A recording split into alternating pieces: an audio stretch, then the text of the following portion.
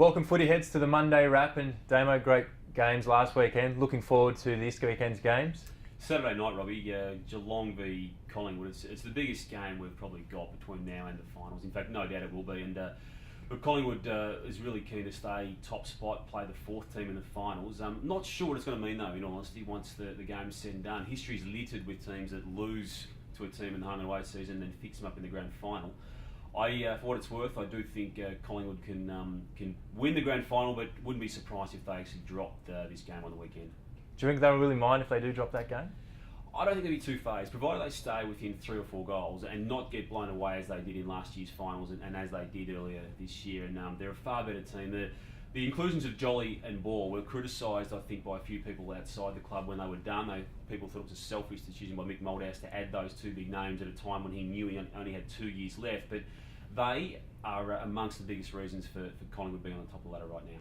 And then the Friday night clash, Essendon and Carlton. Yeah, big game for other reasons. The two coaches concerned, Matthew Knights was under siege only a fortnight ago, but amazing what 2 wins does. Now the person under siege is his opponent on that game, and that's Brett Ratton. And I think if they were to lose and lose badly to Essendon in that game, it's all hell break loose. And there's another interesting game from a coaching perspective too, Robbie, the West Coast Brisbane Lions game. Battle for the wooden spoon. Yeah, battle for the wooden spoon, and the two coaches, premiership players, premiership stars for their two teams, and Worsfold, a premiership coach himself, but they're going really badly, and the loser of that game could easily end up with the wooden spoon. How do you think Voss's pride is at the moment? He's a proud man, as we all know. Yeah, one win out of 14 games is not something good. he's used to at all. St Kilda, what do you make of their last 3 weeks? Haven't won since round 15. Well, they also got smashed by Collingwood. They had the draw against Hawthorn and then smashed again by Essendon of all sides.